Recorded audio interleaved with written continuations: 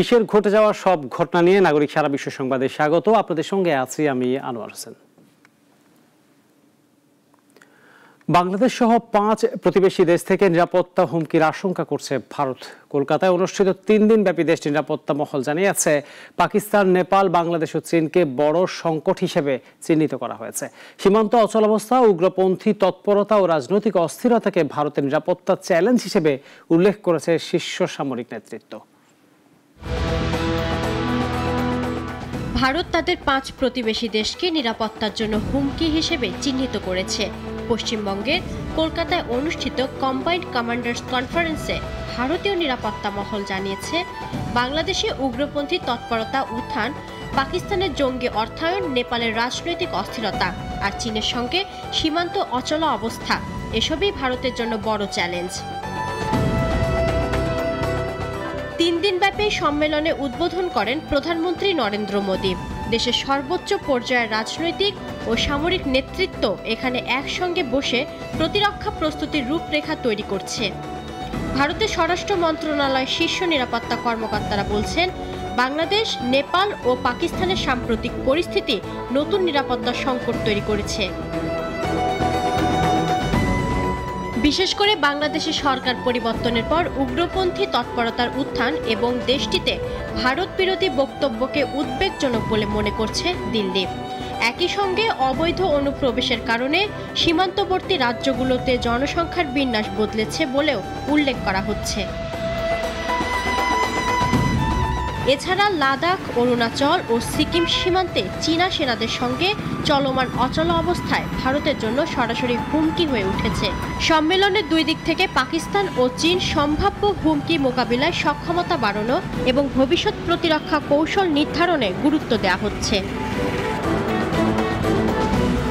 ইফাত আরা মিথিলা, নাগরিক।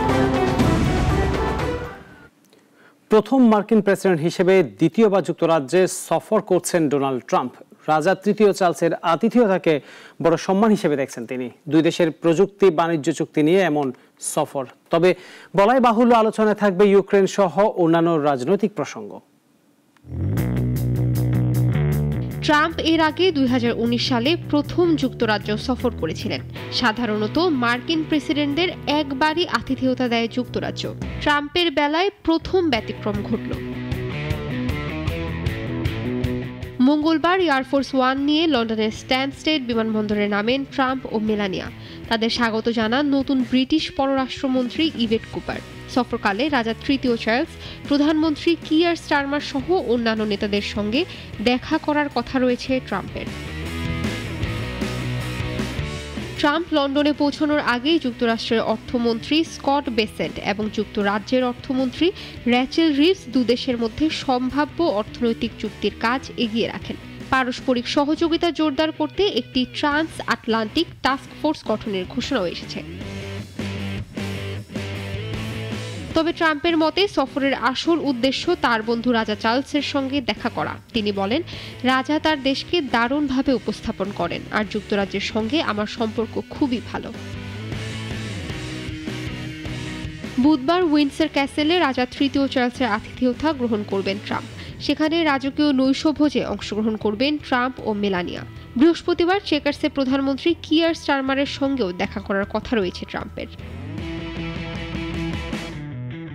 ওয়াশিংটন ছাড়ার আগে ট্রাম্প ইউক্রেন নিয়ে কথা বলেছিলেন। পাশাপাশি রাশিয়ার কাছ থেকে জ্বালানি কেনার জন্য আবার ইউরোপীয় দেশগুলোর সমালোচনা করেছিলেন তিনি।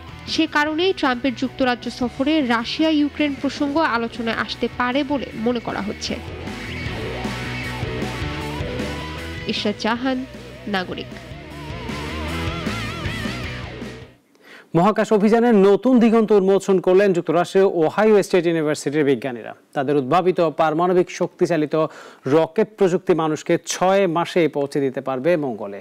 নাসা সহায়তায় হওয়া এই গবেষণা সফল হলে 3 বছরের মঙ্গল যাত্রা নেমে আসবে মাত্র 1 বছরে। 32 seconds into the flight. মঙ্গলে পৌঁছানো হবে আরও দ্রুত। এমন প্রযুক্তির খোঁজ পেয়েছেন মার্কিন বিজ্ঞানীরা। নতুন ধরনের পারমাণবিক শক্তিচালিত রকেট 6 মাসেই মানুষকে পৌঁছে দিতে পারবে লাল গ্রহে। ওহাইও স্টেট ইউনিভার্সিটির গবেষকদের উদ্ভাবিত এই সেন্ট্রিফুগাল নিউক্লিয়ার থার্মাল রকেট প্রযুক্তিতে তরল ইউরেনিয়াম ব্যবহার করে সরাসরি জ্বালানিকে উত্তপ্ত করা হয়। এতে জ্বালানি সাশ্রয় হয়, আবার বাড়ে গতি। গবেষকদের দাবি, প্রচলিত রাসায়নিক রকেট বা আগের প্রজন্মের পারমাণবিক ইঞ্জিনের চেয়ে এটি অনেক বেশি কার্যকর। নাসার আর্থিক সহায়তায় পরিচালিত এই গবেষণায় বলা হয়েছে, সফল হলে মঙ্গল অভিযানের সময় 3 বছর থেকে নেমে আসবে মাত্র 1 বছরে। একমুখী যাত্রা সম্ভব হবে 6 মাসে। ভবিষ্যতে শনির মতো বহু দূরের গ্রহেও রোবট পাঠানো যাবে এই প্রযুক্তির মাধ্যমে।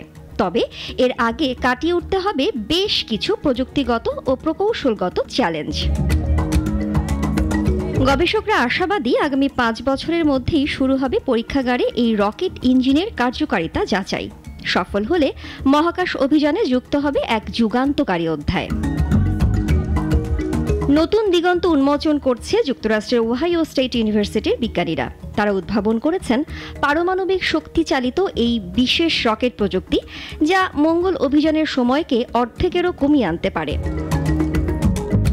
বিজ্ঞানীদের দাবি, সেন্ট্রিফুগাল নিউক্লিয়ার থার্মাল রকেট বা সিএনটিআর প্রযুক্তিতে তরল ইউরেনিয়াম ব্যবহার করে সরাসরি রকেট জ্বালানিকে উত্তপ্ত করা হয়। এতে রকেট চলে উচ্চ গতিতে, কমে জ্বালানি খরচ। ফলে মঙ্গল ভ্রমণে যেখানে আগে 1 বছর লাগত, সেখানে মাত্র 6 মাসে যাওয়া সম্ভব হবে। নাসার সহায়তায় হওয়া গবেষণায় দেখা গেছে, ভবিষ্যতে মিথেন জাতীয় যৌগ সহ বিভিন্ন বিকল্প জ্বালানি ব্যবহার সম্ভব হবে, যা গ্রহাণু থেকেও সংগ্রহ করা যাবে। গবেষকদের মতে, আগামী 5 বছরে এসব বাধা কাটিয়ে পরীক্ষাগারে সফল প্রদর্শন করা গেলে মহাকাশ অভিযানের এক নতুন যুগ শুরু হবে। বিজ্ঞানীদের আশা, শীঘ্রই এই প্রযুক্তি পরীক্ষাগারে বাস্তব রূপ নেবে এবং মহাকাশ গবেষণায় পারমাণবিক প্রপালশন হবে নিয়মিত অগ্রাধিকার। পূজাশ্রী ভদ্র, নাগরিক। ইসরায়েলের স্থল অভিযানে বিস্তারের ঘোষণা দেওয়ার পর গাজায় শুরু হয়েছে তীব্র বোমাবর্ষণ। এতে একদিনে প্রাণ হারিয়েছেন 106 জন। যাচাইকৃত একটি ফুটেজে দেখা গেছে, পশ্চিম গাজার আল তৌফিক ভবন লক্ষ্য করে অসংখ্য বোমা হামলা চালিয়েছে ইসরায়েলি যুদ্ধবিমান। শহর ছেড়ে পালাচ্ছেন হাজারো ফিলিস্তিনি। এদিকে গাজায় উদ্বুদ্ধ এই পরিস্থিতিকে গণহত্যা হিসেবে আখ্যা দিয়েছে জাতিসংঘ তদন্ত কমিশন। আন্তর্জাতিক সমালোচনার মাঝেও থামছে না এই গণহত্যা। আনুষ্ঠানিকভাবে পর্দা উঠল বিশ্বের অন্যতম বৃহৎ ফ্যাশন ও বস্ত্র সংশ্লিষ্ট প্রদর্শনী text world apparel sourcing Paris 2025-এর। প্যারিসের উপকণ্ঠে অবস্থিত প্যারিস লে বোরগেট এক্সিবিশন সেন্টারে 3 দিন ব্যাপী এই আন্তর্জাতিক মেলা চলছে। মুসাদ্দেক হোসেন সাইফুলের রিপোর্ট, জানাচ্ছেন সিরাজুমনি শুভ। প্যারিসে শুরু হয়েছে বিশ্বের অন্যতম বৃহৎ ফ্যাশন ও বস্ত্র সংশ্লিষ্ট প্রদর্শনী। Text world apparel sourcing Paris নামের এই মেলা বসেছে প্যারিস লে বোরগেট এক্সিবিশন সেন্টারে। 3 দিনব্যাপী মেলায় বিশ্বের 35 দেশের 1347টি কোম্পানি অংশ নিয়েছে। বাংলাদেশ থেকেও সরকারি ও বেসরকারি মিলিয়ে মোট 19টি প্রতিষ্ঠান স্টল দিয়েছে। অংশগ্রহণকারী প্রতিষ্ঠানগুলো আধুনিক পোশাক শিল্প, মানসম্মত উৎপাদন ও টেকসই ফ্যাশনের অগ্রগতি তুলে ধরে। বাংলাদেশ এক্সপোর্টের ক্ষেত্রে একটি আগে যেভাবে ভূমিকা রেখেছে এবং একটি বড় ভূমিকা রাখবে বলে আমরা বিশ্বাস করি, এবং বাংলাদেশ সরকার তথা ইবিডি সর্বতভাবে চেষ্টা করছে যাতে এই মেলাতে অংশগ্রহণ করে আমাদের যে মেইন টার্গেট যেটি এক্সপোর্ট আরো উন্নত করা, সেটি সম্ভব হবে বলে আমি বিশ্বাস করি। ইউরোপ হচ্ছে আমাদের বৃহত্তম বাজার, বিশেষ করে আমাদের আরএমজি এবং টেক্সটাইল সেক্টরের জন্য ইউরোপ হচ্ছে আমাদের বৃহত্তম এক্সপোর্ট মার্কেট। আমাদের টোটাল যে এক্সপোর্ট হয় এটার প্রায় 50% মানে ইউরোপিয়ান মার্কেটে হয়। সেই বিবেচনায় ইউরোপ আমাদের জন্য একটা বড় মার্কেট। এটা নিয়ারলি আপনি ধরতে পারেন যেটা $20 বিলিয়ন। লাস্ট বছর আমাদের হয়েছে $20 বিলিয়ন।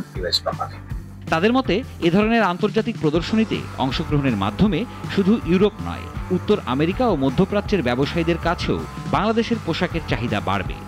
আমরা যত বাংলাদেশি কোম্পানি সহযোগে আসুক আর ইপিবির মাধ্যমে আসুক, তারা সবাই যদি একটা ছাউনির নিচে থাকে, সাপোজ আন্ডার বাংলাদেশ প্যাভিলিয়ন, তাহলে কি হলো, বায়াররা সবাই এক জায়গায় সবাইকে পেয়ে গেল। প্রদর্শনীর মূল আকর্ষণ 2026-27 সালের শরৎ শীতকালীন কালেকশন। পাশাপাশি এ নিয়ে অনুপ্রেরণামূলক ধারণা উপস্থাপন। থাকছে টেকসই ফ্যাশন এবং পরিবেশ বান্ধব উৎপাদন পদ্ধতি নিয়ে বিশেষ আলোচনা ও সেশন। সরকারি উদ্যোগ ও স্থানীয় দূতাবাসগুলোর কার্যকর ভূমিকা বিশ্ববাজারে বাংলাদেশকে আরও শক্তিশালী ব্র্যান্ড হিসেবে প্রতিষ্ঠিত করতে সহায়ক হবে, এমনটাই মনে করেন সংশ্লিষ্টরা। সিরাজুম মনির শুভ, নাগরিক। কুয়েতে মারা যাওয়া বাংলাদেশি প্রবাসী কর্মীদের মরদেহ দেশে পাঠানোর খরচ এখন থেকে দূতাবাস বহন করবে। এই নিয়ে একটি গুরুত্বপূর্ণ বিজ্ঞপ্তি প্রকাশ করেছে কুয়েতের বাংলাদেশ দূতাবাস। বিজ্ঞপ্তিতে বলা হয়েছে, এখন থেকে অবৈধ বা আকামাবিহীন বাংলাদেশি কর্মীদের মরদেহ দেশে পাঠাতে আর চাঁদা তুলতে হবে না। দূতাবাসে এই খরচের ব্যবস্থা করবে। কুয়েতে বাংলাদেশ দূতাবাসের অফিসিয়াল ফেসবুক পেজে বিজ্ঞপ্তিটি প্রকাশিত হয়েছে। কুয়েতের শ্রম আইন অনুযায়ী 18 নম্বর ভিসায় কর্মরত কোনো বাংলাদেশি কর্মী মারা গেলে তার মরদেহ দেশে পাঠানোর সম্পূর্ণ খরচ বহন করবে সংশ্লিষ্ট কোম্পানি বা প্রতিষ্ঠান। একইভাবে 20 নম্বর ভিসায় ব্যক্তিগত কফিলের অধীনে কর্মরত কোনো কর্মী মারা গেলে সেই খরচ বহন করার দায়িত্ব কফিলের। নাগরিক সারা বিশ্ব এখন এ পর্যন্ত। এরপর সন্ধ্যা 6টায় নাগরিক সংবাদ দেখার আমন্ত্রণ রইল। সবাইকে ধন্যবাদ।